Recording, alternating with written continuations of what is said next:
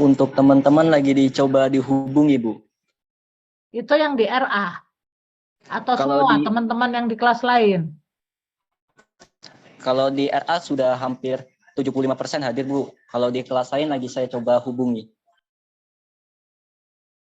Itu ya, sebagai seorang mahasiswa itu kalian tuh harusnya accountable.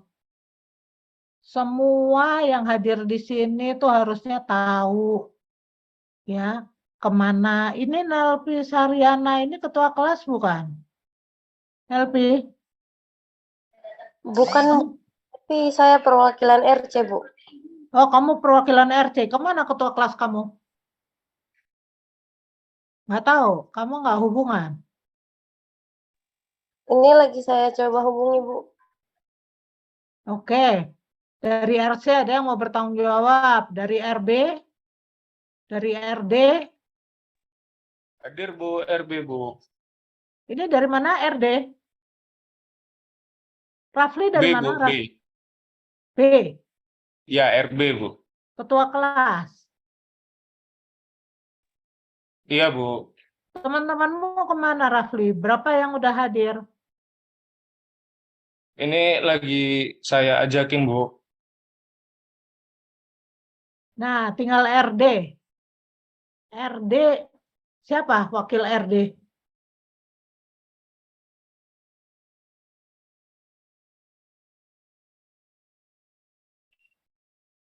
RD nggak ada yang tanggung jawab kelasnya. Seluruh kelas acuh tak acuh, cuek satu sama lain. Biarin gue lo ketua kelas gitu. Coba RD raise hand. Berapa orang yang udah hadir? Saya pengen lihat itu dari RD berapa orang yang udah hadir. Di layar ke-1 nggak ada yang raise hand. Layar kedua coba. RD ada nggak? Nggak ada yang hadir. Di layar ketiga RD coba gimana? RD nggak ada yang raise hand. Di layar keempat siapa yang RD? Siapa yang R delta? Angkat tangan. Layar keempat juga nggak ada. Layar kelima. Satu orang, RD, Rizky. Siapa? Siapa yang raise hand? Di R5, di layar kelima. Untuk yang raise dia langsung pindah ke layar pertama, Bu. RD.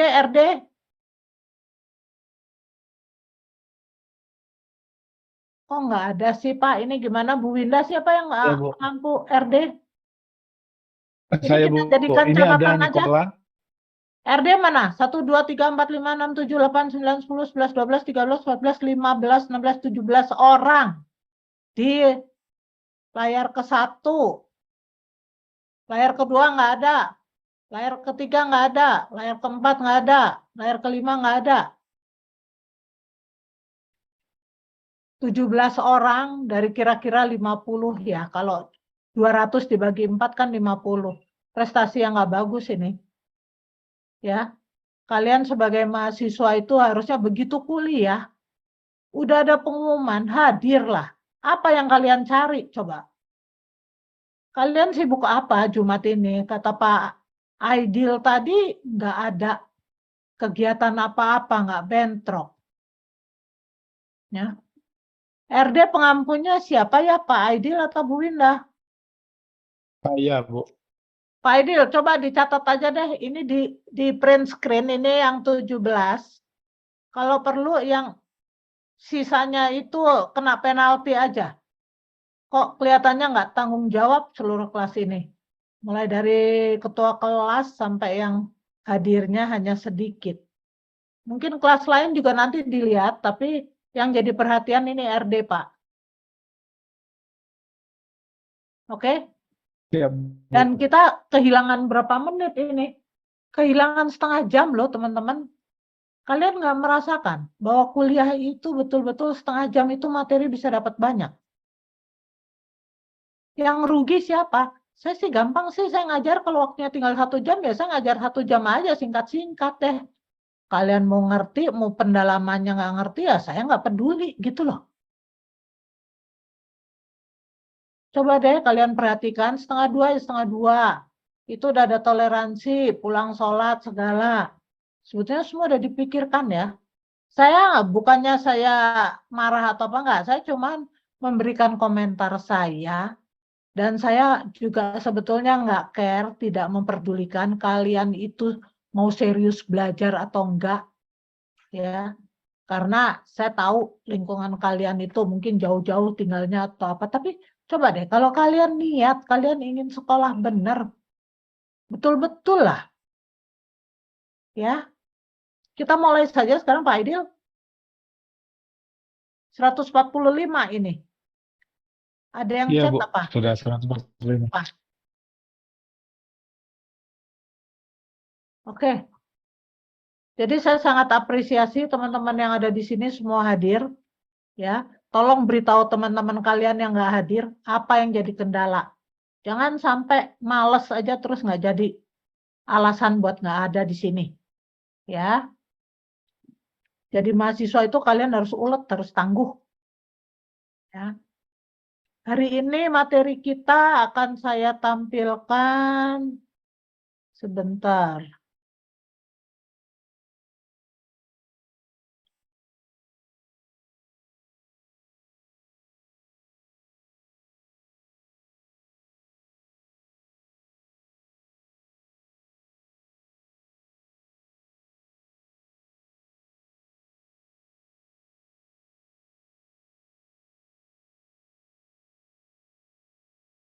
Recording in progress.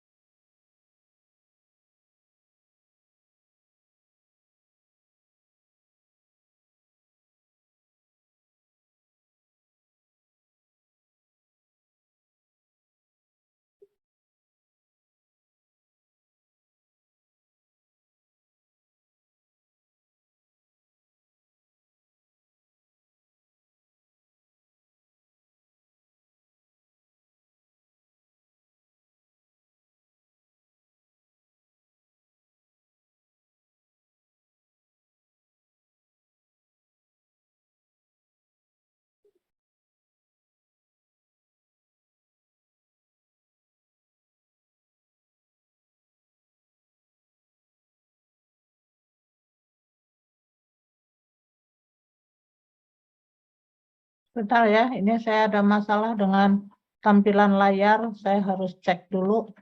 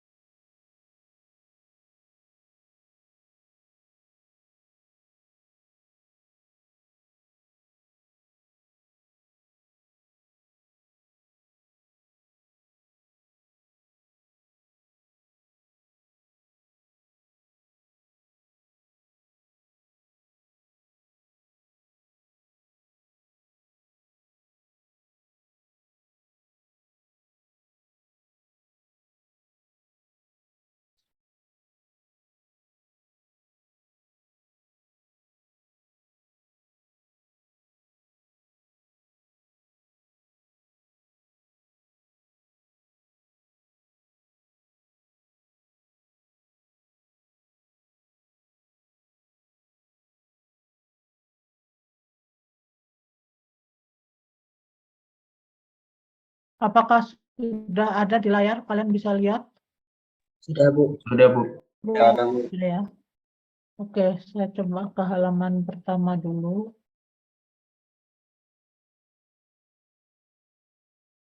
Materi kita hari ini berkaitan dengan desain basis data relasional. Ya, jadi kalau kita lihat, kalian sejauh ini sudah mempelajari bagaimana saya melihat modelnya suatu basis data. Kenapa sampai kita perlu basis data itu? Ya, kalian sudah punya wawasan. Dan selanjutnya mungkin mulai lihat ke query-nya atau makainya itu model relasional, kalian juga sudah mulai memahami mereka-reka gimana. Sekarang yang kita penting perlu tahu, untuk kita bisa mendapat relasional-relasional itu, yang nantinya kalian dari model relasional itu di mapping untuk implementasi menjadi tabel-tabel, itu kita merancang relasionalnya bagaimana? Ya, kalau kalian sudah belajar untuk merancang menjadi tabel, kalian tahu. Nah, sebelum kalian mulai pakai tabel-tabel itu, dari mana dapatnya tabel-tabel itu? Kenapa sih tabel-tabel itu bentuknya begitu? Dan apa sih kira-kira yang jadi patokan? Kalian sudah diajar untuk bikin ER diagram. Ya, ER diagram itu kalian tahu entity dengan relasional. Masih ada yang ingat nggak? Bisa cerita nggak apa itu ER diagram? Boleh, ada yang komentar? Izin menjawab, Bu. Ya, silakan. IR diagram itu diagram yang merepresentasikan relationship atau hubungan antara entitas-entitas dalam suatu database gitu.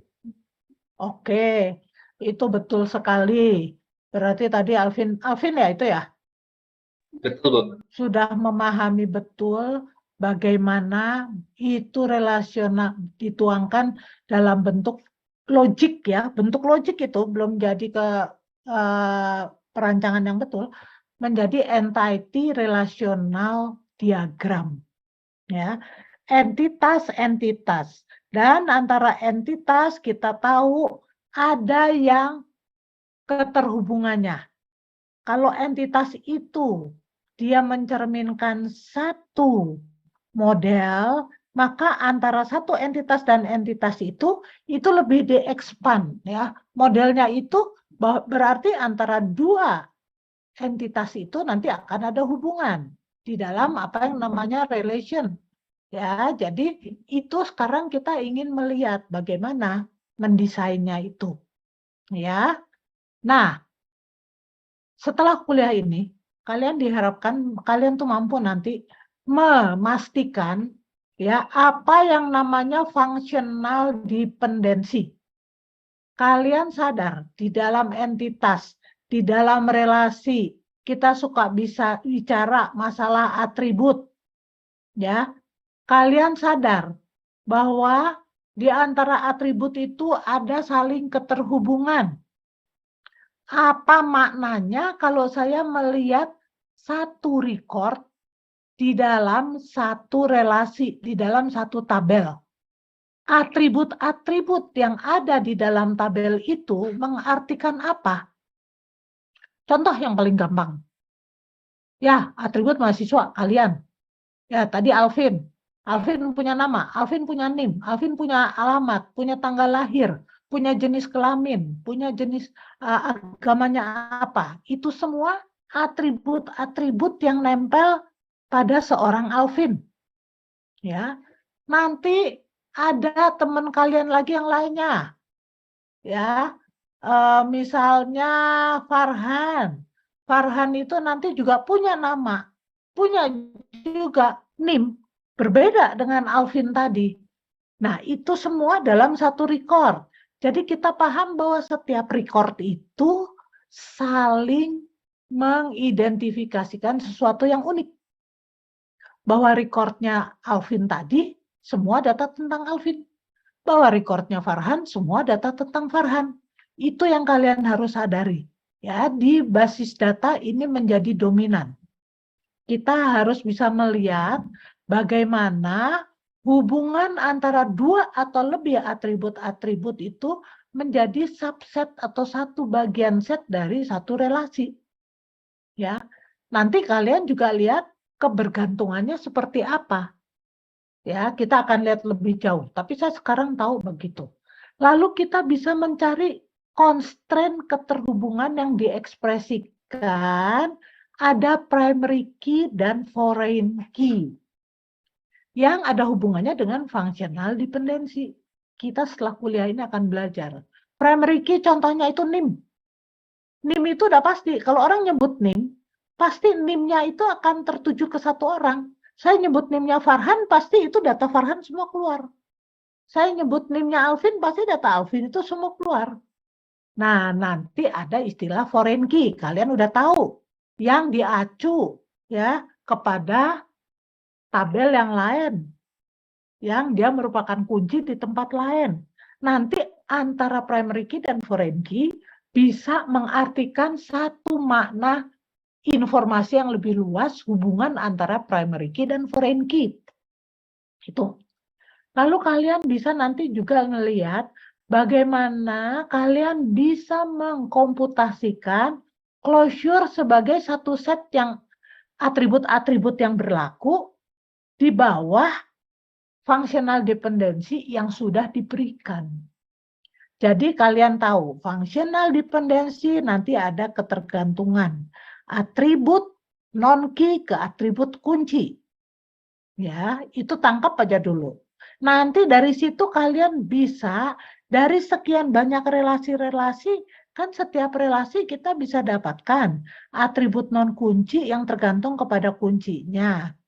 Nah, lalu kita tahu nanti bahwa makna atau semantik dari atribut-atribut ini dengan kunci-kunci ini bisa tergabung menjadi satu informasi yang lebih luas. Nah, ini yang kita sebut matematiknya sebagai closure. Kalau di bahasa matematik itu closure-nya dari set of attribute.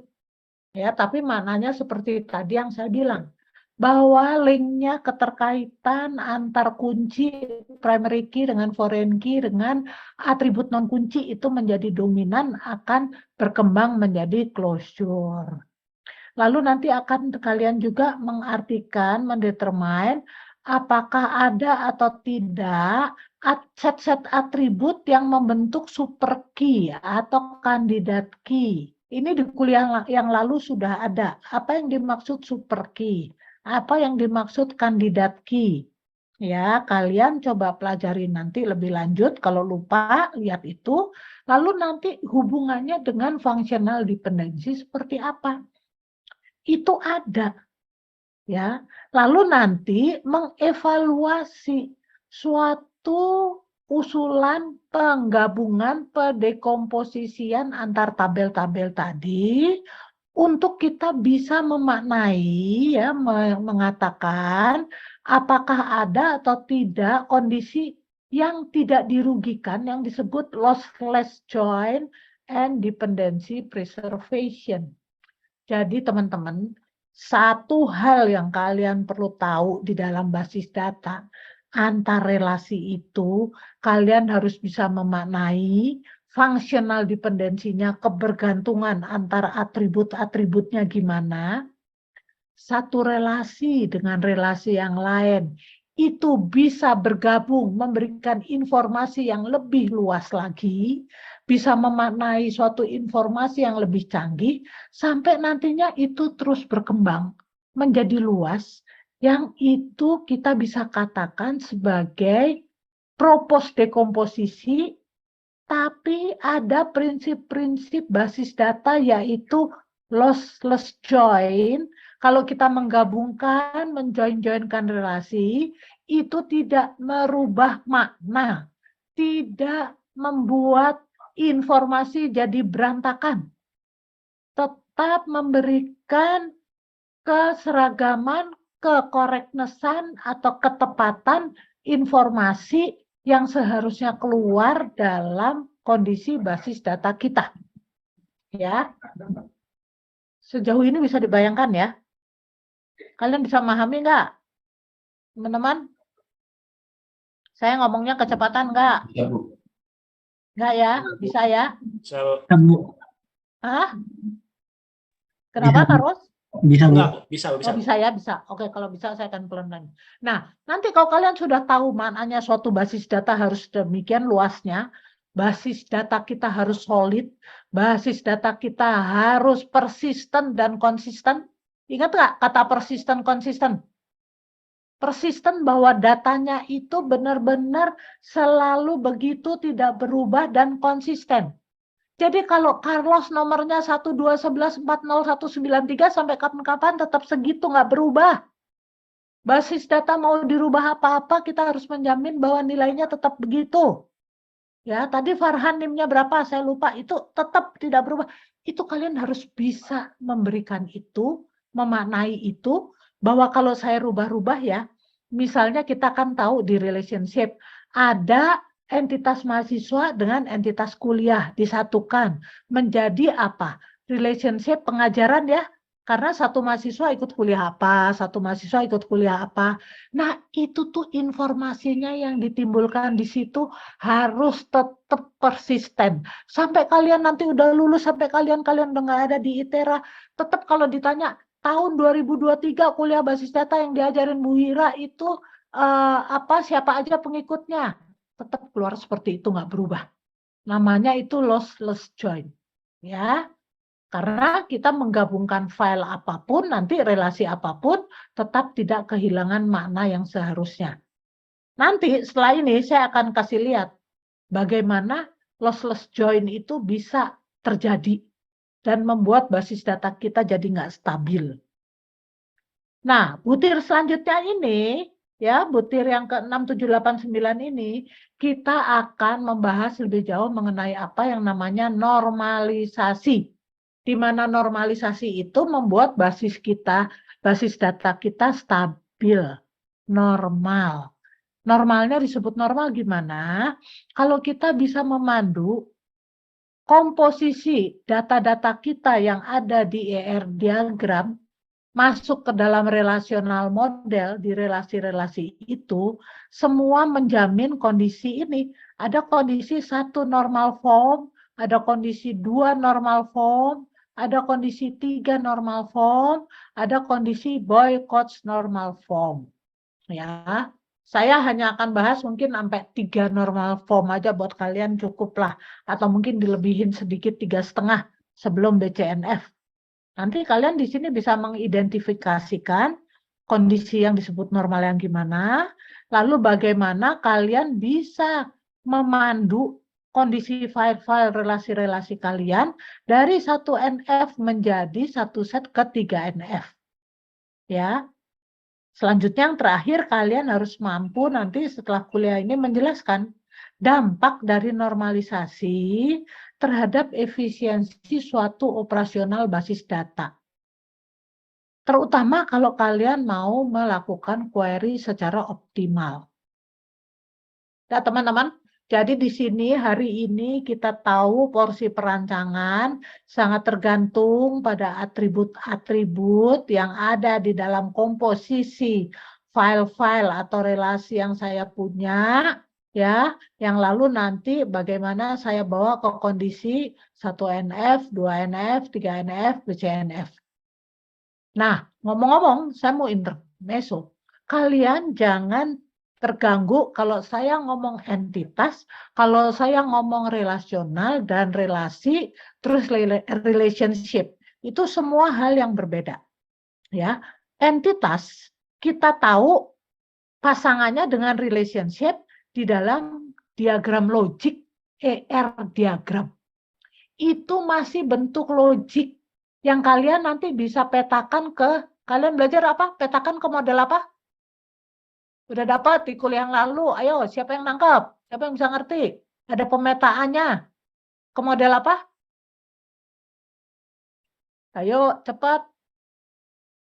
Dari ER diagram ada pemetaan ke? Relasional model. Nah, model relasional. Ketika model relasional itu adalah suatu model yang sudah dekat ke memang kondisi fisik kita untuk implementasi di aplikasi basis data tertentu. Kalian bikin tugas pakai apa? MySQL atau pakai Oracle atau pakai apa? MySQL, Bu. MySQL, bagus. Jadi kalian tahu, ketika kalian mau masuk ke MySQL, itu kalian harus punya model relasionalnya. Model relasional saya dapat dari mana? Saya dapat dari diagram ER yang saya kembangkan logiknya itu, yang nanti ada apa kunci-kunci pemetaannya seperti apa, transformasinya seperti apa. Ya, jadi relasional. Udah dapat tugas tentang itu? Pemetaan? Udah belum? Belum. Pak Aidil, Bu siapa Winda? Sudah dikasih belum tugas pemetaan dari model ER diagram ke model relasional? Izin Bu, sudah Bu. Sudah ya? Ayo teman-teman, jadi udah kalian coba pahami. Harus disubmit kapan Bu Winda? Itu sebelum Lebaran nih Bu. Saya lupa pasnya Ibu. Nah, berarti sekarang mestinya mereka sudah submit ya? Iya benar Bu. Oke, teman-teman. Jadi coba kalau kalian yang masih belum paham betul peranan dari pemetaan itu, ini saatnya kalian mulai memperdalam lagi. Kalian pelajari. Dulu saya bikin diagram ER begini, saya punya model ER begini. Lalu dalam tugas saya dapat tugas harus ke model rasional. Ada patokan-patokannya. Kalau yang di situ gimana? Kardinalitinya apa atau bentuk relasionalnya gimana, maka ini menjadi relasinya gimana. Lalu kalian dapat model relasional. Nah, kalau sudah model relasional baru kalian bisa implementasikan, gitu ya. Coba pelajari lagi untuk yang lupa, ya. Nah, sekarang kita lihat gini. Saya ingin membawa kalian melihat suatu skema yang dikombinasikan di sini. Suppose, ya perkirakan kita mengkombinasikan ada file instruktur yang punya identitas ID, punya atribut yang tergantung ke ID, nama, dan gaji. Kalian mulai paham nih sekarang. Setiap atribut pasti punya kebergantungan fungsional. Nama itu pasti bergantung ke ID. Kayak tadi nama Farhan bergantung ke ID-nya Farhan. Nama Carlos bergantung ke ID-nya Carlos. Ya, di sini gaji seseorang tergantung kepada ID. Jadi semua itu identifikasinya bahwa setiap atribut ada atribut kunci dan atribut non kunci. Ya, di data mahasiswa tadi contohnya lagi saya sebutkan, tanggal lahir kalian itu akan tergantung kepada NIM, bukan nama. Kenapa? Karena di dalam prinsip basis data, nama nggak jamin unik. Nama Bambang ada berapa ya? Nama yang pakai Muhammad ada berapa ya? Nggak unik kan? Nah, jadi sekarang kita bilang, kalau namanya Muhammad Gifari, ini dikasih ID ini. Kalau namanya Muhammad Salahuddin, ini dikasih ID, namanya ID-nya ini. Jadi, mulai sekarang saya mendingan nyebut nama ID. Saya nggak akan salah data, saya nggak akan salah orang. Kalau saya sebut tadi NIM-nya tadi, pasti saya menunjuk ke data yang betul. Ya, contohnya, saya nyebut 121140179. Nah, saya pasti tahu itu siapa sih? Ayo ngaku yang punya NIM itu. Siapa? Saya Bu. Nah, tuh. Nggak ada orang lain yang ngaku, hanya Farhan. Ya, jadi itu kita tahu Farhan, tanggal lahirnya Farhan ada kan? Nggak sama kan sama Carlos? Nggak sama kan sama yang lain? Tuh nama Farhan aja depan saya ini ada dua. Muhammad Farhan sama Farhan Apri, gitu kan? Farhan Muhammad NIM-nya berapa? Apakah 121140179? Bukan Bu. Bukan, berapa? 119 108 19140108, Bu. Nah, teman-teman sekarang prinsipnya ID itu kalian nangkep, ya. Jangan kalian menganggap atribut nama, atribut alamat, atribut tanggal lahir itu bisa dijadikan sebagai key. Enggak, ya. Primary key itu primary key yang betul-betul berdiri sendiri, unik, dan kita tahu record di belakangnya hanya ada satu record yang unik. Ya, Martin, kamu pasang. NIM kamu berapa di situ? Biar saya tahu. Jangan nggak pakai. Nah, jadi saya nggak bisa. Nama Martin nanti ada banyak lagi. Nama Om Pusungu itu ada banyak sekali marga itu. Gitu kan? Ya, jadi kalian sekarang mendingan pakai ID. Oke, saya lanjutkan lagi. Ya, dan ini ada departemen. Departemen name, building, sama budget. Mungkin departemen ini nggak kita kasih ID karena namanya sendiri udah bisa dijamin unik. Ya, departemen itu kayak nama prodi kan di kita juga udah unik ya. Kita nggak perlu kasih nomor lagi. Jadi kalian bisa lihat yang bisa dijadikan kunci itu bisa aja nama yang memang saya tahu itu unik seperti departemen name atau seperti nama prodi karena unik, atau saya harus tampilkan satu ID seperti NIM untuk mewakili nama, tanggal lahir, alamat, dan lain sebagainya. Ya. Nah, sekarang saya udah bicara masalah kunci karena itu penting. Kadang-kadang saya suka nemukan mahasiswa itu salah menginterpretasikan kunci lalu atribut non kunci. Ya. Jadi saya di sini sudah menjelaskan ke kalian, ini di contoh ini misalnya kita gabungkan instruktur, ID, name, salary di sini, dan departemen. Ada departemen yang data non kuncinya building dan budget. Jadi departemen itu ada di gedung mana dan punya biaya berapa. Nah ini digabung sama kita ke InStep. Ini saya punya InStep. Coba kita lihat lanjutannya. Nah, gini. Ya. Hasilnya tabel seperti kalian baca di layar ini. Sekarang kalau kalian baca itu, ya, record untuk satu record ini menggambarkan ada ID orang, punya nama, punya gaji. Ini si Einstein, ini misalnya dosen ya, ID dosen, dia ID-nya 22222, name-nya Einstein, salary-nya ini, ada di Departemen Fisik, di Gedung Watson, di mana budget untuk Departemen Fisik $70.000.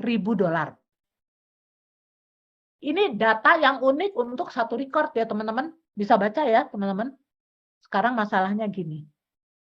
Result di sini ditulis memungkinkan pengulangan dari informasi. Teman-teman bisa baca nggak pengulangan informasi apa yang ada di sini? Siapa yang punya ide? Siapa yang cepat bisa lihat data-data ini dengan atribut-atributnya, dengan record-record per record, lalu kalian bisa lihat, ada data yang pengulangan. Saya menjawab, Bu. Boleh, siapa itu? Oh, Farhan lagi ya, oke. Di bagian field departemen name itu kan ada tuh fisik sama fisik, terus di bagian field building itu ada yang sama tuh kayak Painter, Taylor, Watson, itu datanya sama, Bu.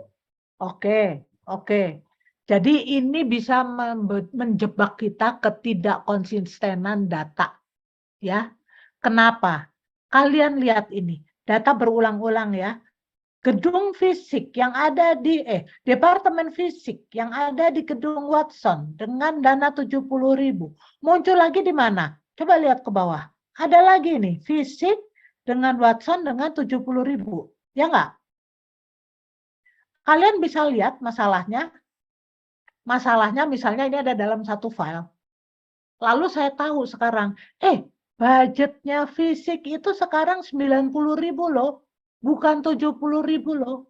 Bagaimana kita mau update data itu? Repot. Karena kalian harus cari ternyata ada berapa record. Ada 2 record yang harus dirubah. Ya. Coba misalnya saya mau rubah data computer science, pindah gedung dari Taylor ke Watson. Berapa record yang saya harus rubah? 3. 1, 2, 3. Ya kan? Coba, kalau saya mau lagi memindahkan lagi, apalagi yang ada double di sini lagi? Computer science, tadi udah jelas, fisik, ya. History, Bu. History ada berapa? Ada 2, Bu. Nah, ada 2. Kalau dia mau pindah gedung, kita repot ini nanti, ya. Jadi kombinasi ini tuh bisa membuyarkan semua deh. Bisa membuat salah interpretasi terhadap data-data yang repetisi di sini pengulangan. Ya. Nah, sekarang kita bisa lihat lanjutannya lagi. Mana ini? Next. Repetisi jadi masalah, jadi pengulangan. Jadi sekarang kita harus melakukan apa? Kita kalau bisa mencoba memikirkan pengkombinasian relasi-relasi seperti ini, ada section class yang atributnya ada section ID, building, room number, dan section. Section itu ada course ID, section ID, semester, year. Artinya apa kalau ini diartikan? Section itu menunjukkan ada ID kuliah apa, dengan bagian kuliah yang mana, diberikan semester berapa, tahun berapa. Sedangkan section class, dari satu kelas itu, ada section ID yang memenuhi ruangan mana dengan room number yang mana. Nah, kalau ini digabung kepada satu relasi, digabung menjadi section, sektor ID-nya ini, dimasukkan yang ini, ya, ada building, room, dan number, ini kira-kira merubah makna nggak? Ada pengulangan nggak? Mungkin ada pengulangan, mungkin juga tidak. Ya, sangat tergantung kepada makna dari ketergantungan ini. Building dengan section ID, room number dengan section ID gimana? Nanti dikaitkan ke sini. Kita lihat lanjutannya di sini. Tidak ada pengulangan di dalam kelas ini. Kenapa? Karena kalian harus pahami ini tuh unik. Ini tidak mungkin diulang 2-3 kali. Ya. Mungkin pemahaman ini masih agak membingungkan kalian, tapi satu hal yang kalian penting, kalian harus bisa mencirikan sekarang. Setiap kunci, di sini atribut kunci, di sini atribut kuncinya ini ID, di sini yang ada ID, itu atribut kunci, itu selalu memberikan identitas dia unik. Ya. Kalau kita lihat ke sini, lihat sebelumnya, nah di sini, kalian lihat ID ini unik kan? Jadi ini kalian bisa jamin bahwa ini nggak akan berulang. Tapi kalian lihat departemen name ini nggak unik. Ya, ini departemen ini keluar berkali-kali. Ya. Jadi kita ini perlu memberikan identitas bahwa ini kondisinya yang departemen name, building, dan budget tidak unik. Ini ID-nya unik. Karena itu terjadi repetisi. Gitu ya. Sedangkan di sini, karena ini unik, maka tidak terjadi repetisi. Ya, itu satu hal yang kita pelajari di sini. Bahwa keunikan dari atribut kunci menjadi dominan. Nah, selanjutnya kita bisa lihat di sini. Ya, kegagalan yang banyak terjadi pada perancangan basis data itu apa sih? Ya, kalian baca di sini bahwa kalau kalian merancang basis data di sini, ini kita memerlukan untuk bisa menemukan kumpulan yang baik dari skema relation. Ya, jadi kumpulan yang baik itu harus dikemas sedemikian rupa sampai kalian betul-betul yakin bahwa ini memang sudah desain yang memberikan kumpulan relasi-relasi yang baik. Ya, karena kalau kalian membuat a bad design itu bisa membawa kita kepada pengulangan informasi yang dampaknya bisa memberikan representasi informasi tertentu yang tidak sesuai, tidak mampu, salah. Jadi kondisi basis data kita persisten dan konsisten itu tidak terjadi. Ya.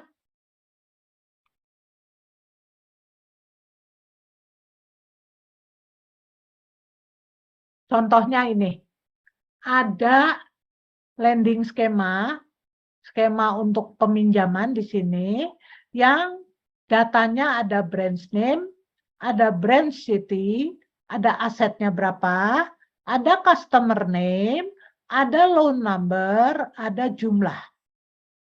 Coba kalian lihat di sini. Ya.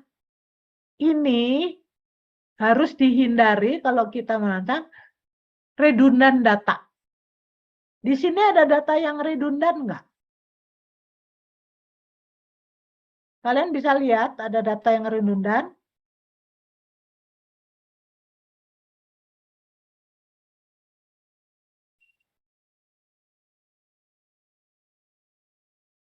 Siapa yang bisa lihat? Redundansi itu sama ya, Bu? Sama, redundan itu duplikasi. Oh, tidak ada, Bu. Coba. Kalau di downtown, Bu. dibaca per field ada, Bu. Kalau Yang per mana field. coba yang ada? Siapa ini? Yang Kalau ada yang mana? dibaca per field ada, Bu. Hah? Dan branch name itu downtown. Nah, ini ya. Ini dan ini ya. Redundan data kayak yang tadi lagi kan. Walaupun kesininya beda. Kita melihatnya memang satu chunk atau satu rangkaian record ini satu yang unik. Ya. Tapi kalian pahami di sini, ini unik untuk Jones, nama Jones. Ini unik untuk nama Jackson, gitu ya. Tapi di dalam keunikan ini ada data yang rangkap di sini namanya sama. Downtown brand city-nya Brooklyn, asetnya 9 juta dolar. Di sini juga. Ini tetap memberikan kondisi yang tidak stabil. Karena kalau kalian diminta merubah, kalian akan bingung. Ada berapa ya downtown di bawahnya downtown. Ini kan hanya file kecil yang saya kasih. Kalau filenya banyak orang yang meminjam, ini kan skema peminjaman, meminjam ke branch downtown, maka downtown keluar semua ke bawah. Kalau kita mau update semua, downtown asetnya jadi 10 juta dolar, maka kita bingung nyarinya. Itu nggak efisien dan itu kemungkinan bisa terjadi inconsistent data. Ya, jadi kita harus menghindari nih redundan data kayak gini. Lalu kita harus menjamin bahwa relationship antara atribut-atribut dipresentasikan. Ini semua, ini kan gabungan dari nama branch yang ini, yang di atas, dengan customer name, dengan pinjamannya dan jumlahnya ya, yang digabung ini. Nah, kalian harus bisa menjamin bahwa kalian kalau menggabungkan ini, semua record-record yang ada di sini, dan semua record-record yang ada di sini, itu direpresentasikan di sini. Ya. Itu goalnya kalau kita ingin mendesain. Lalu yang terakhir di sini, yang ketiga apa kalau kalian ingin mendesain ini? Memfasilitasi pengecekan terhadap update untuk pelanggaran-pelanggaran database yang ada integrity constraint-nya. Nah, ini yang paling sensitif. Apa sih integrity constraint? Rasanya di kuliah basis data udah ada. Ayo apa? Siapa bisa bantu?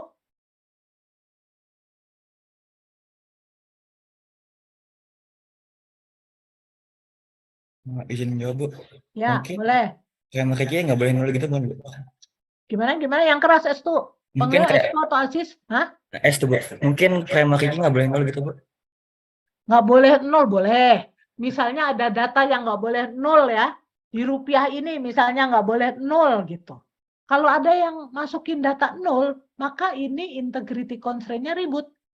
Dia akan protes. Tidak bisa masukin data ini. Nol tidak ada artinya.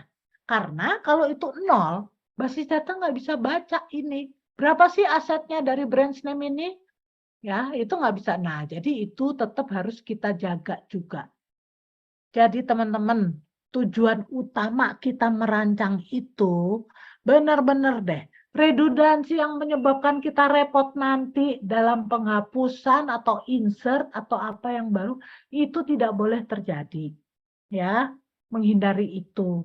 Lalu kita harus menjamin bahwa tidak ada data yang hilang.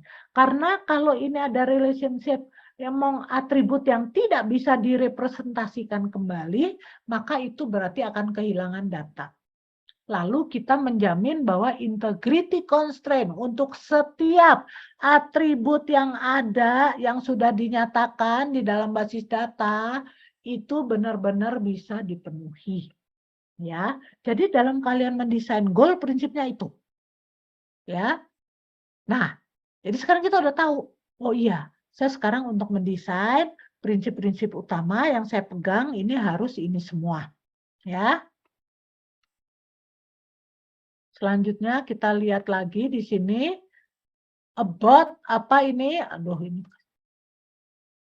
Ya, untuk skema yang lebih kecil, skema basis data yang lebih kecil. Coba kita lihat ya di sini ya. Diperkirakan kita mulai dengan tadi tabel instep ya. Bagaimana kita tahu bahwa kita bisa men-split up atau mendekompos atau membagi-bagi kepada instruktur dan departemen. Ya. Ini ditulis ada aturan, jika ada satu skema departemen building and budget, maka departemen name would be a candidate key. Nah, istilah kandidat key kalian tahu? Masih ingat? Kemungkinan untuk bisa dijadikan kunci. Ya. Jadi di sini kita mulai setiap ada relasi, kita mulai lihat keterhubungan antara atribut ini gimana.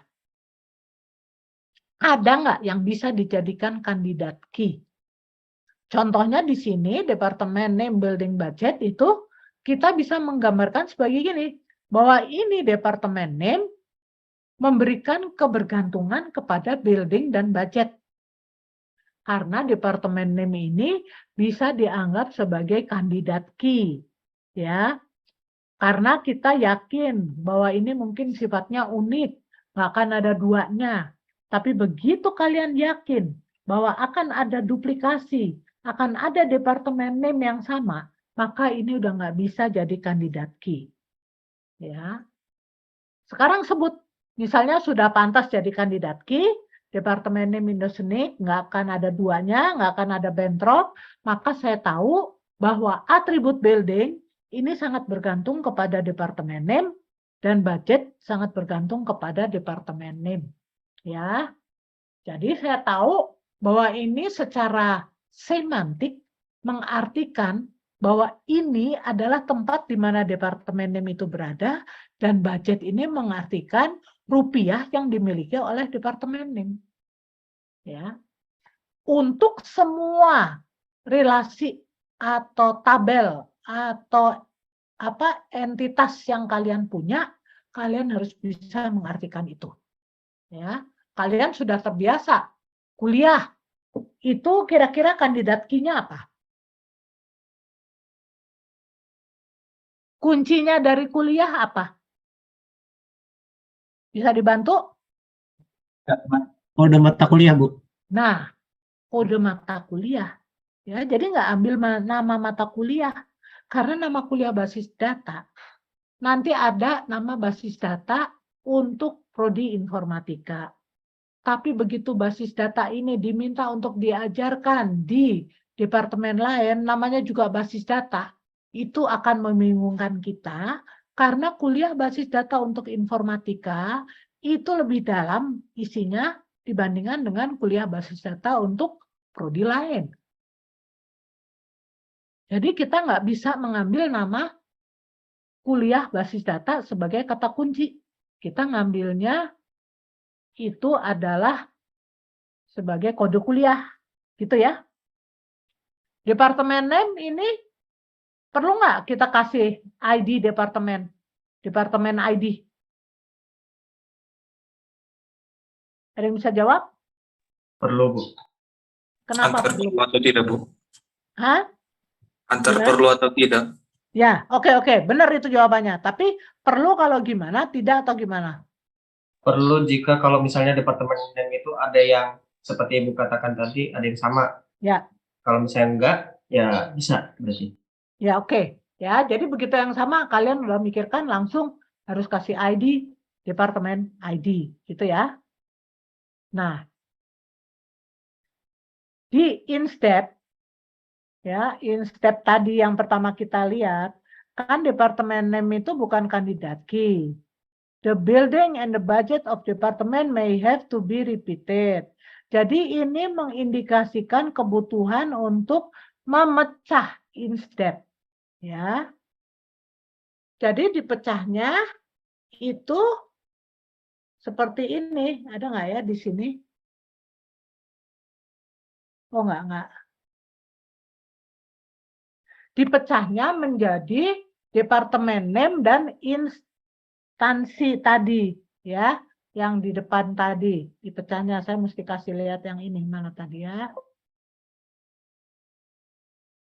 Nah ini, ya. Jadi ini kalau dipecah bisa menjadi dipecah dua, departemen name, building dan budget, dan ID, name and salary. Ya. Kalau dipecah gimana, Bu? Artinya gimana? Artinya kalian ini membuat satu entitas, ini satu entitas. Nanti selanjutnya, Bu, nanti selanjutnya entitas ini sama entitas ini kita bisa gabung untuk menampilkan file ini yang dianggap sebagai relationship, gitu kan? Ya. Tuh. Jadi di sini kalau saya kembali ke tadi, nah ini ya, kita bisa melihat bahwa indikasi kebutuhan untuk mendekompos InStep. Jadi di sini tadi yang saya baru ceritakan itu memang dibagi menjadi instansi dan departemen, ya. Selanjutnya apa? Selanjutnya kalian bisa bilang bahwa dekomposisi ini itu tidak semuanya selalu baik, ya. Perhatikan kita membagi, ada tabel yang isinya employee, ada ID employee, nama, alamat, kotanya, dan gajinya. Kita ingin bagi dua menjadi employee 1 terdiri dari ID dan nama, employee 2 nama, street, city, dan salary. Kira-kira gimana nih menurut kalian? Pembagian ini baik nggak kalau mau kita mendekomposisi file ini menjadi begini? Tidak, Bu. Tidak ya? Kenapa coba? Kalau menurut saya bukan habis saja nanti kan nama pegawai itu ada yang sama gitu, Bu. Jadi kalau contohnya mau digabung nanti Oke. tabelnya nanti Ya. kan jadi bingung Betul. gitu. Betul. Karena di sini yang pertama jelas ya, ini ada identitas dengan namanya gitu ya. Jadi saya tahu bahwa ID ini untuk nama siapa. Tapi di sini semua yang mungkin jadi kandidat key adalah nama. Karena alamat tergantung nama, city tergantung nama, salary tergantung nama. Padahal nama ini di sini mungkin bisa redundan. Ya, nama Budi. Padahal Budi ini sebetulnya untuk ID yang pertama. Misalnya ada 3 Budi, ada ID ke-1, kedua, ketiga. Nah, kita nggak bisa menyambungkan antara nama ini, nyambung bahwa ini adalah ID Budi yang pertama, atau Budi yang kedua, atau Budi ketiga. Jadi ini menggambarkan bahwa proses dekomposisi itu tidak selamanya memberikan hasil yang bagus kalau kita nggak hati-hati. Ya. Nah, kita bisa lihat pada next slide, itu bagaimana diperlihatkan kita akan kehilangan informasi. Dan kita tidak bisa membentuk lagi the original employee relation. Dan ini disebut sebagai dekomposisi yang lemah. Karena ketika kita pecah, oke, kita jadikan pecah, tapi disambungkan lagi, mananya sudah nggak sama dengan yang pertama. Ya. Coba kalian lihat ini.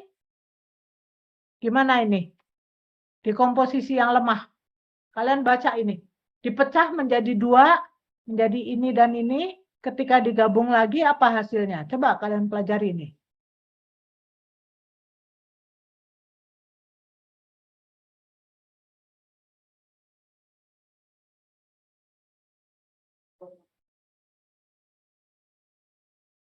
Ada yang bisa komentar? Itu Bu, redundansi data. Terus primary key-nya juga jadi duplikat, jadi gitu. Redundansi data yang mana redundansi? Bagian nama Kim, Bu. Oh, berarti ini tidak terdefinisi jelas ya. Ini bisa membuat inkonsisten ya. Terus, apalagi? Tadi yang kedua disebutkan.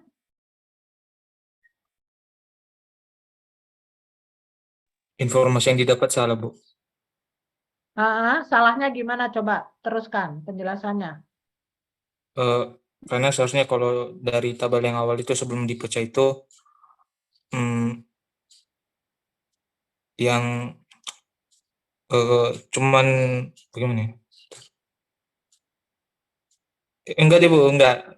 Setuju sama pendapat Martin tadi, Bu. Sepertinya salah yang pendapat saya tadi, Bu. Oke. Jadi kalau dilihat sebetulnya ya, ini kita coba pecah. Oke, pecah boleh. Tapi kalau kita ingin gabungkan lagi, hasilnya harus konsisten. Harus konsisten gimana? Dia memberikan hasil 2 record ini. Di bawah kita dapat berapa? Dapat berapa record? Dapat 4, Bu. Itu Nggak Kimnya jadi konsisten, kekali kan? 4. Makanya, jadi ini adalah pendekomposisian yang lemah sifatnya. Ya, loose.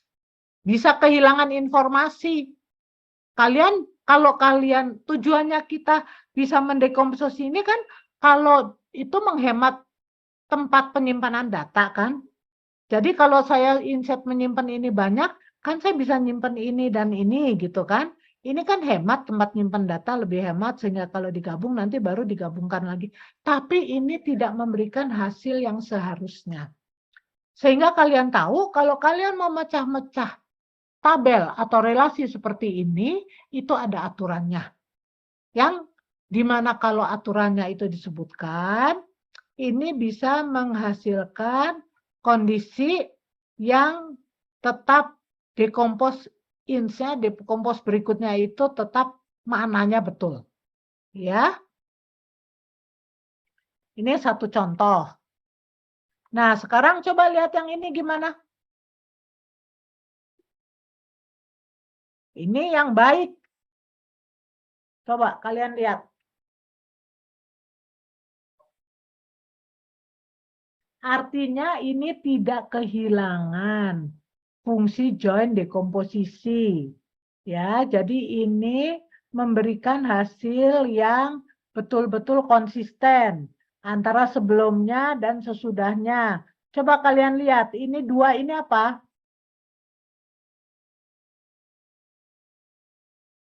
Bisa komentar? Ya. Jadi duplikasi data. Tiap data memiliki tidak terjadi duplikasi data, Bu. Jadi tiap datanya itu unik, Bu. Jadi nggak kayak tadi, Bu. Kalau tadi kan nama Kim itu sampai ke duplikasi 4 kali, Bu. Mesti join tadi. Kalau ini kan nggak joinnya bagus, Bu. Jadi di sini kalian bisa lihat bahwa untuk penggabungannya lagi, ya menghasilkan kondisi yang maknanya sama dengan yang sebelumnya ini, sama ini 2 ya, relasi ini sama. Nah kalian bisa menyimpannya menjadi begini, ya itu lebih efektif gitu, ya. Jadi kalian hari ini sudah belajar juga bagaimana kalian melihat dampak proses dekomposisi yang bisa menghasilkan lossless join atau loose join, ya kondisi yang lemah gitu, ya.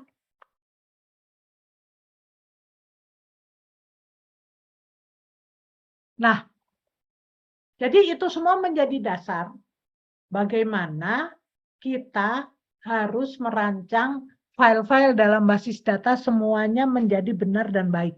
setiap file yang kita bentuk itu tidak menyebabkan tidak menyebabkan less join, ya. Jadi memberikan makna tetap yang lossless join, ya. Nah, sekarang kita akan lihat sebetulnya tadi saya sudah sebutkan ada 3 normalisasi dan satu lagi BCNF boycotts itu, ya. Kita akan lihat yang kondisi first normal form. Jadi domain di sini itu kalau kita lihat ada kata atomik. Ini menjadi penting ketika setiap elemen-elemen itu diperhatikan menjadi unit yang tidak bisa dipecah-pecah lagi. Indivisible unit itu sudah solid unit terkecil. Atom, namanya atom ya udah, kita kan belajar kimia kalau atom itu ya sudah ya nggak dipecah-pecah. Contoh dari non-atomic domain yang tidak atomik, misalnya satu set dari nama, komposit atribut, ya, karena itu terdiri dari beberapa atribut yang digabung. Jadi nama kalian misalnya, yang gampang aja saya baca itu, Farhan, Apri, Kesuma. Itu berarti kan 3 bagian nama. Ya. Kemudian pakai nama siapa lagi, itu semua itu set of nama. Itu tidak atomik. Nah, kalau kita mengidentifikasikan nomor seperti kuliah CS101, itu bisa dipecah menjadi bagian-bagian itu juga nggak atomik. Ya, karena CS kita bisa kuliah CS sendiri, kemudian nomornya 101. Nah, berkaitan dengan nilai yang atomik ini ya, kita perlu melihat skema basis data kita dianggap pada kondisi first normal form jika domain dari semua atributnya itu adalah atomik. Ya. Jadi nggak ada nilai di satu atribut yang 2 atau 3 artinya gitu. Ya, semua selalu satu atomik. Non-atomic value ini bisa mengajak kita kepada kondisi tidak ada redundan di storage data. Ya, contohnya set of account yang disimpan dalam setiap customer dan set of owner yang disimpan pada setiap account satu nasabah. Ya, jadi teman-teman di sini kalian coba artikan dulu, pahami betul-betul bagaimana peran dari non-atomic value. Ya. Karena kalau kita punya kondisi non-atomic value, ini akan membuat kondisi storage kita menjadi complicated. Ya. Karena ini menyebabkan redundant encourage storage of data. Nah, kalau kalian udah menganggap itu semua atomik dalam file-file, maka kita bisa asumsikan bahwa relasi-relasi kita itu ada pada kondisi 1NF. Kita sebutnya 1NF. Ya. Jadi contohnya gini, misalnya di dalam jenis kelamin itu ada nilainya wanita dan pria. Itu udah nggak benar. Harus ada satu yang unik, harus kita pilih. Kita pastikan dia pria atau dia wanita, gitu kan? Nah, kalau itu udah unik, berarti itu ada pada kondisi first normal form. Untuk semua atribut non kunci, itu juga harus kita periksa kepada kondisi kuncinya. Dia memberikan nilai atomik enggak? Ya. Nah, selanjutnya tambahan untuk first normal form, ya. Atomicity itu sebetulnya adalah properti terhadap bagaimana elemen-elemen daripada domain itu dipakai. Jadi ini benar-benar menggambarkan satu kesatuan, satu domain tertentu. Ya. Contohnya, string ini word normally akan diperhatikan sebagai indivisible. Jadi kalau saya sudah menyebut tipenya adalah string, maka itu kumpulan dari beberapa alfabet menjadi satu, ada maknanya. Apakah nama orang, Apakah dia mau nama benda, ya itu tapi ada sendiri maknanya. Ya. Misalnya student dikasih roll number yang string dari form CS0012 atau EE1127. Ini atomik udah dianggapnya. Ya.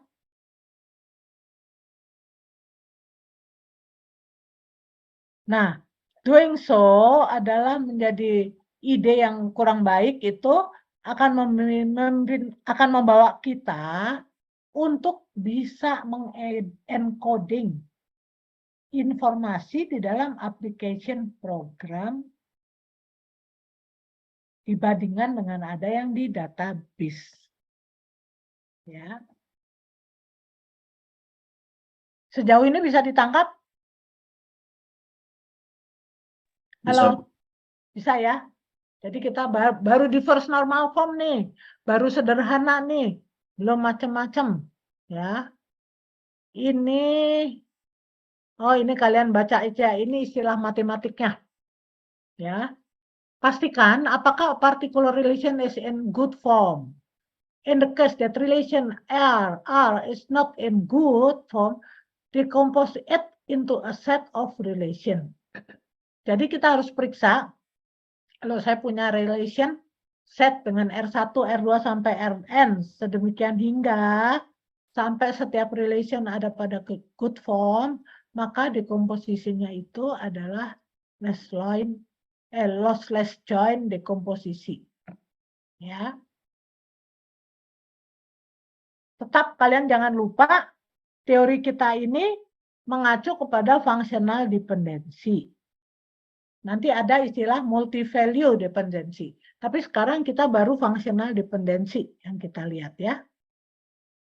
Jadi functional dependency di sini constraint pada set of legal relations. Ya. Jadi ada relationnya itu harus legal. Dan ini ada constraint-nya. Dan membutuhkan bahwa nilai dari set tertentu untuk atribut itu determines unique the value for another set of attribute. Ya. Jadi benar-benar kalau kita lihat di sini nilai dari satu set atribut yang kita pilih itu secara unik ya, harus unik memberikan nilai terhadap another set of attribute. Dan ini functional dependency adalah generalisasi dari nosi of a key. Ya.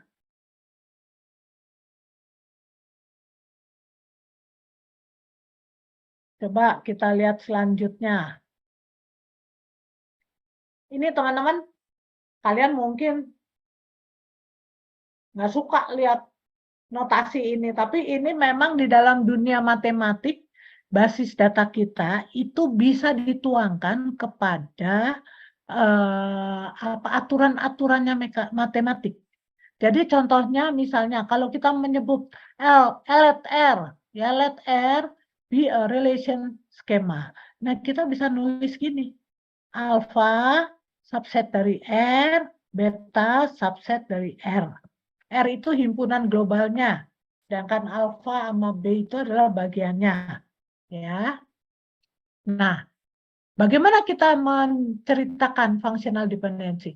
Kalau A bagian dari R, B bagian dari R, dan A dan B ini berbeda, kita bisa menyebutkan alpha hold on beta, beta itu hold itu artinya jika dan hanya jika untuk relasi legal yang manapun juga, RR yang legal ini, ya, whenever any two tuples T1 or T2 dari R ini sepakat untuk di atribut alfa, maka mereka juga agree untuk menjadi atribut di B-nya ini. Bisa dibayangkan oleh kalian? Bisa, Bu. Bisa? Oke. Nah ini ditulisnya begini. Alfa tergantung pada beta punya kebergantungan terhadap alfa.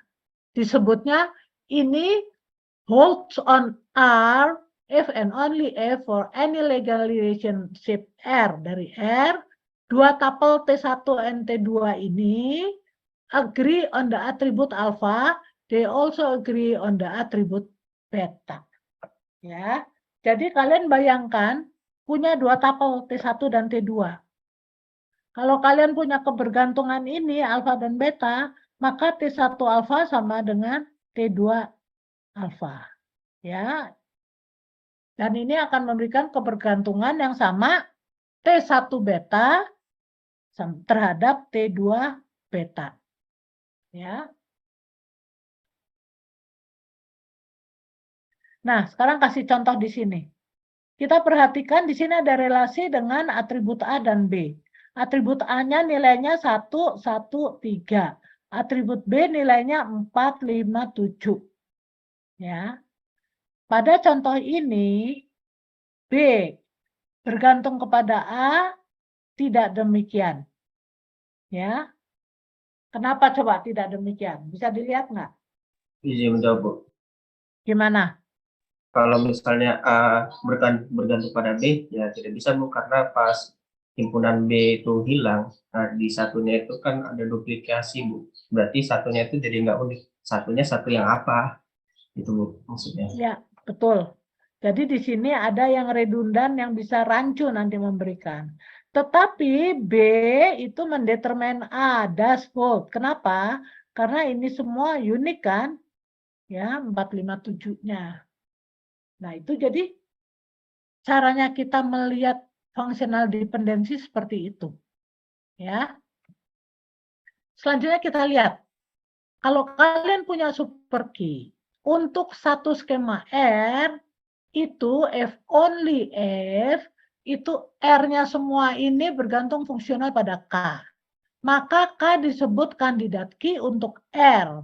Ya. Kalau kondisinya begini, R itu semua bergantung fungsional pada K, for no K subset dari alfa, dan R ini subset dari alfa.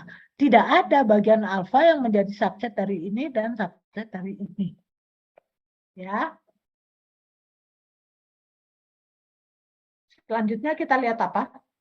Functional dependency memungkinkan kita untuk mengekspresikan constraint-constraint yang tidak bisa diekspresikan pakai super key.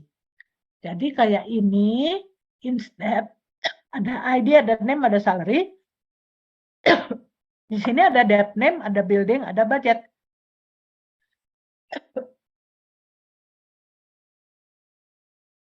Kalau kita harapkan fungsi-fungsi dependensi bisa menyimpan ID, menyimpan building ini, departemen name bisa menyimpan building ini, maka kita bisa lihat di sini bahwa tidak diharapkan the following departemen name ini bisa menyimpan juga salary ini. Ya. Ini coba kalian pahami betul-betul. Maknanya functional dependency. Coba, ada yang bisa memaknai ini, menyampaikan kembali nggak apa yang saya katakan?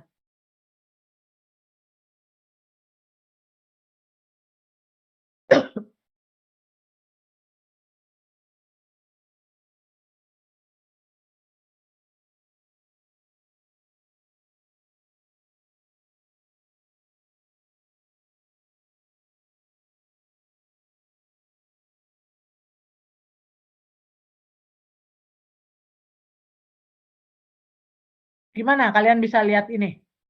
Kalian lihat ini semua, ya, instead, ID, name, salary, debt name, building, budget. Dan yang digaris bawahi ini adalah calon sebagai key, ya.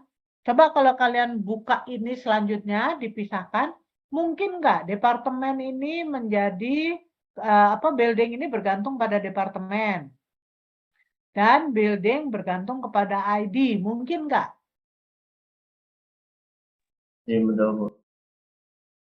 Mungkin Iya ya, karena apa? Karena di dalam hubungan ini departemen name itu juga bisa bergantung pada ID ini, kebergantungan fungsional.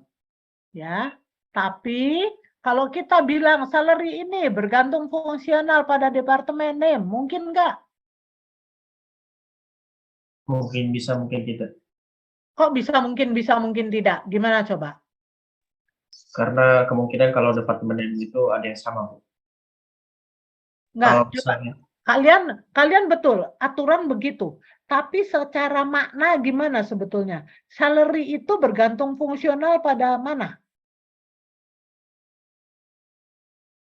Salary bergantung fungsional pada mana? Pada apa? Atribut yang mana? Ini. pada departemen, Hah? Pada departemen? di situ departemennya salary bergantung pada departemennya. Dari mana kamu bisa mendapatkan salary bergantung pada departemen? Salary siapa? Ini semantiknya ya, ini maknanya ya. Coba kalian pahami benar-benar. Salary itu bergantung fungsional pada mana? Miliknya mana? Kasarnya begitu. Budget, Bu, mungkin. Budget hubungannya apa, sayang? Hubungannya gimana coba? Sama, Bu, mungkin. Hah? Pemahaman kamu gimana, Ferry? Maaf, Bu, masih menebak, Bu. Oh, jadi ini bukan nebak-nebak. Coba sekarang ikuti saya. Ya, tadi saya bilang kebergantungan fungsional itu apa? Coba siapa yang bisa ngulang?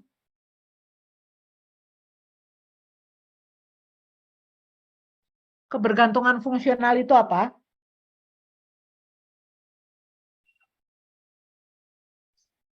Fungsional, sudah, Bu. Menurut saya yang saya tangkap tadi itu kebergantungan fungsional itu kan kita misalnya ada suatu atribut, nah atributnya itu tuh memiliki ketergantungan terhadap suatu kunci agar tidak terjadinya redundansi, Bu. Karena kedua hal tersebut itu saling berkaitan, Bu. Yang mana yang berkaitan?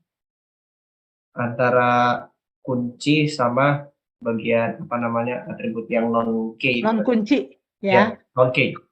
Betul, betul.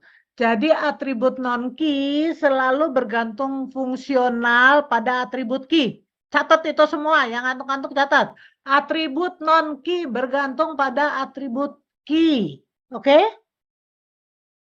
Sekarang kalau contohnya di NIM kalian, itu atribut nama bergantung pada apa? NIM. Alamat, atribut alamat bergantung kepada apa? Nama dan Hah? Bergantung pada nama. NIM. NIM. Kenapa? Nama masih bisa. Karena nama masih bisa, Bu. Iya, jadi jangan. Jadi kalian bilang bahwa atribut non key untuk alamat bergantung kepada atribut NIM. Ya kan? Ya.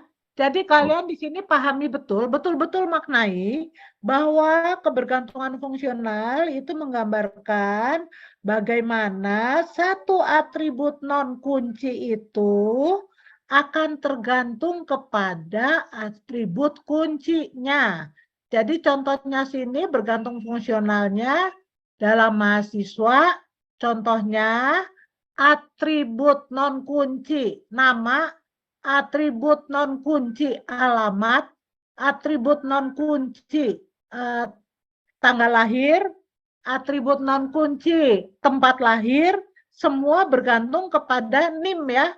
Kepada kunci ya, bukan bergantung kepada nama, ya kan?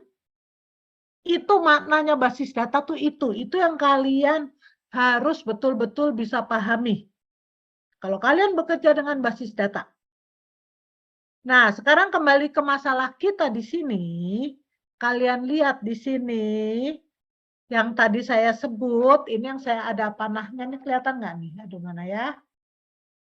Pointer, saya pakai pointer. Ini kelihatan nggak?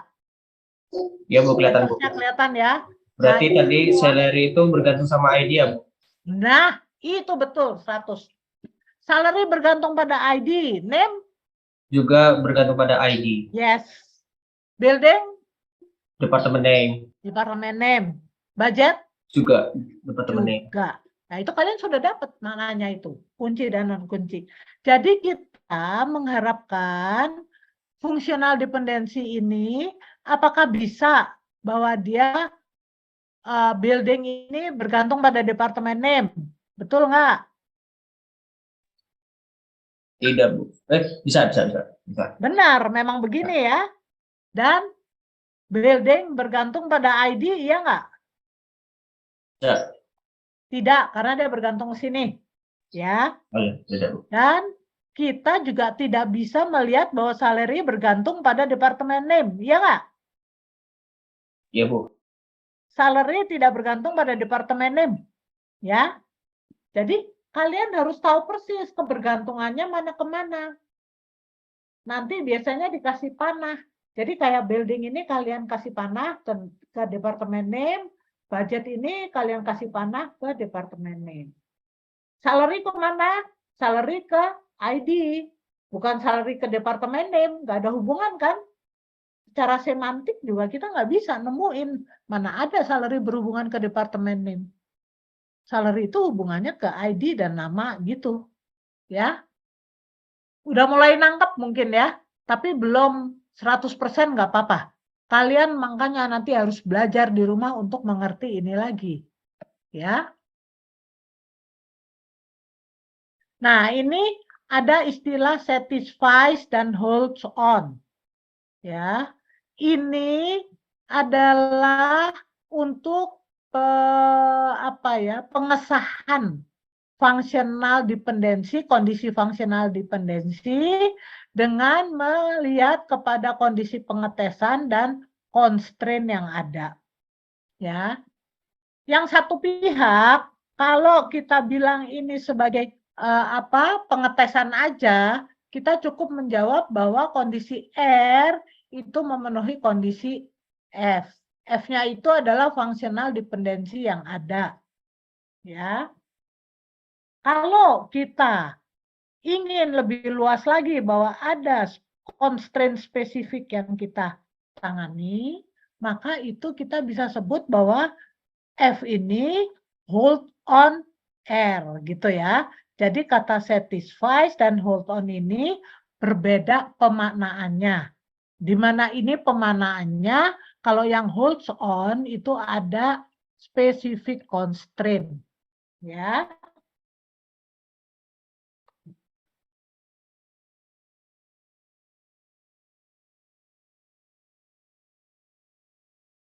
Oke, selanjutnya kita lihat lagi.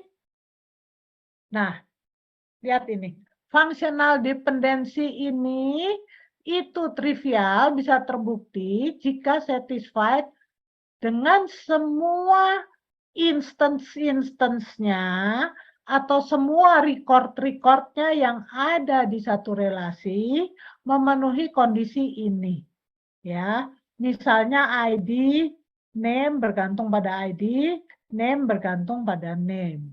Maka secara umum ya B itu bergantung fungsional pada alfa, itu jika terbukti beta ini menjadi subbagian atau subset dari alfa. Ya. Ini pengertian matematik. Tapi saya coba ke kalian memberikan contoh yang lebih gampang untuk first 1NF coba ya. Saya lihat dulu di sini. Ini saya udah stop share ya, udah saya buka ya. Nah, saya mau share lagi kondisi yang lain.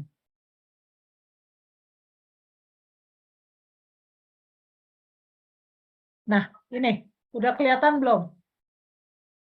Sudah Bu.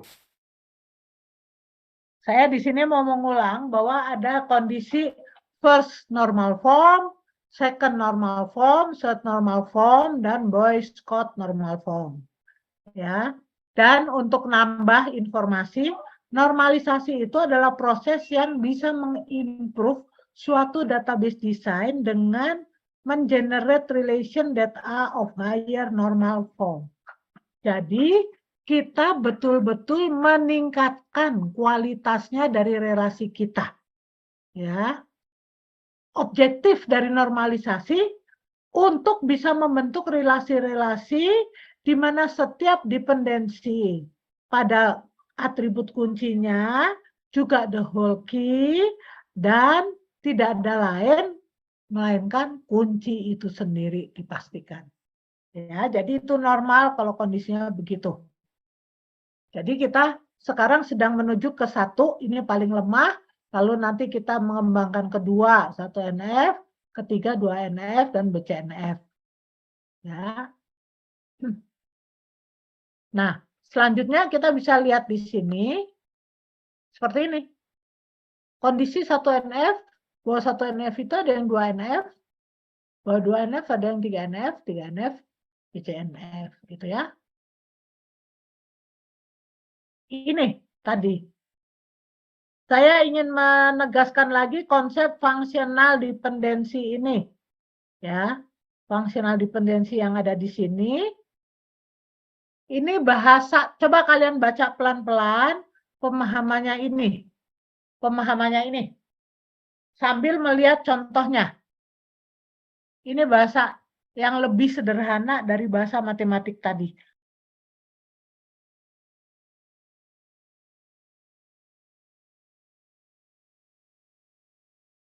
Ini apa? Kalimat di sini memberi contoh apa?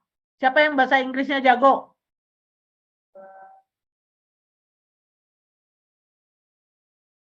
Contoh di sini hubungannya dengan atas, dia menggambarkan apa di sini? Ayo, siapa yang bisa? Oh, izin menjawab, Bu. Siapa? Oh ya, oke, Farhan. Yang saya tangkap sih itu kita misalnya di sebuah kantor ya, kantor kan ada apa namanya karyawan. Nah, terus setiap karyawan itu pasti punya email address. Nah, email address itu untuk kita ngelacaknya itu kita harus apa namanya bergantung pada employee number yang berarti nomor kepegawaian setiap pegawai, karena kan nomor setiap kepegawaian itu kan pasti unik. Nah, di situ letak functional dependencies di email address bergantung pada employee number. Itu yang saya tangkap, Bu. Gitu ya. Jadi kalau lihat contoh di sini di gambarnya apa ini? Ini disebutnya email address. Mana ini tadi?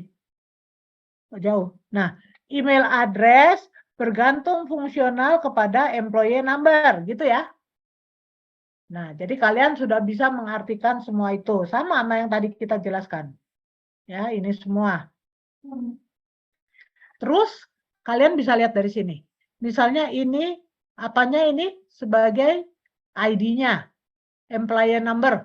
Ini kan unik, nggak ada duanya.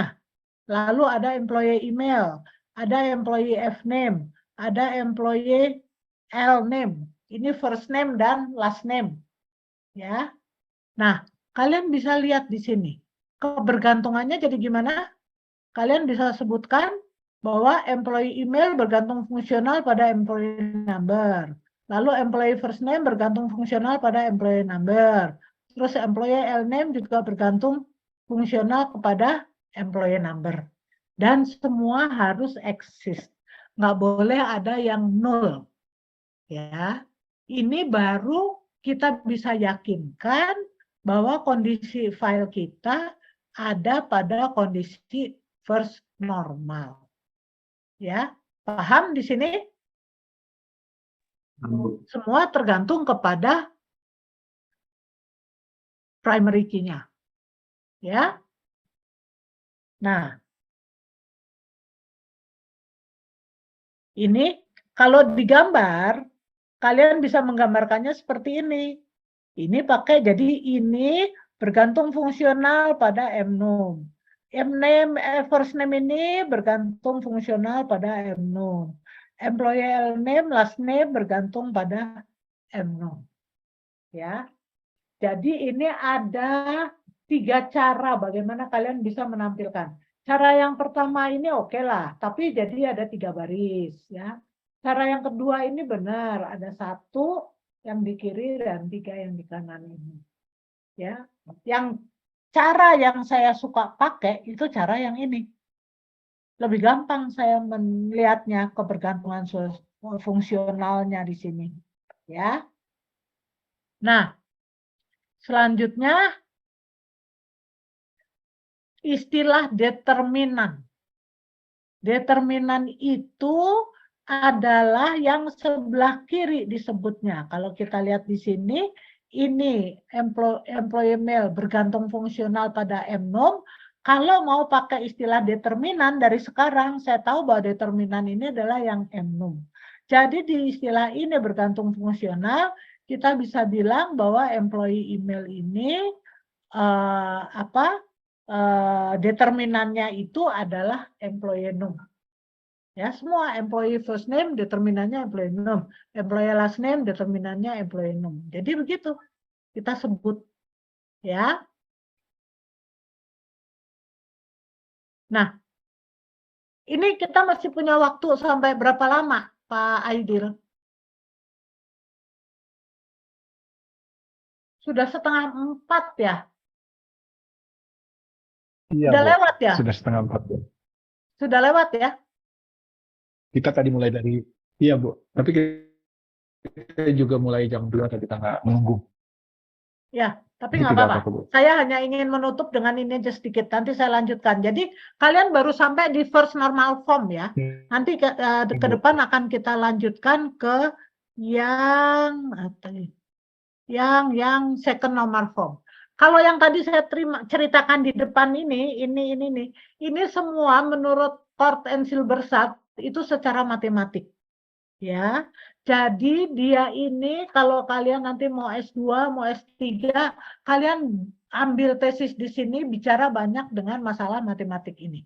Tapi kalau yang tadi saya jelaskan, itu first normal form yang mudah untuk dicerna, itu versi untuk kalian mengetahui minimal apa yang diperlukan di level sebagai database developer yang paling rendah, yang paling minim gitu ya. Mungkin itu yang bisa saya sampaikan. Kalau ada pertanyaan silahkan. Ada pertanyaan nggak?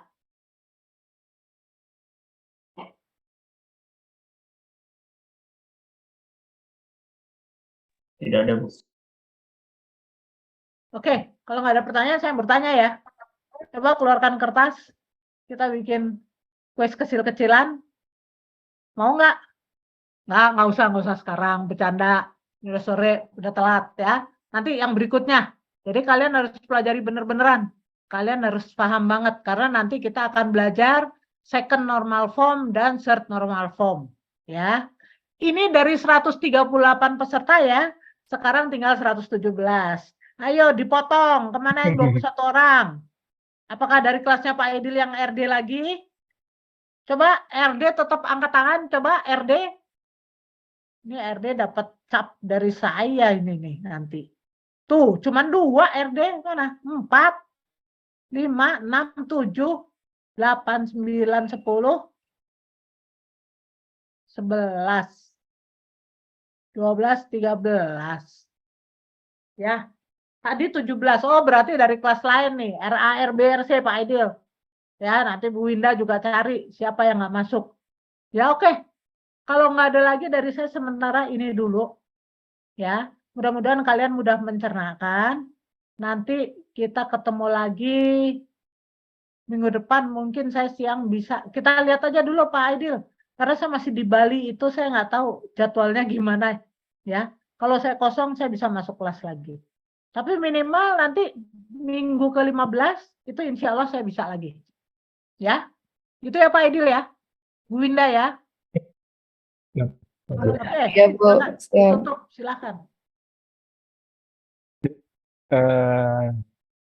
Terima kasih teman-teman yang setia ya, untuk yang telah setia hadir dan bergabung dan merespon. Kita catat namanya.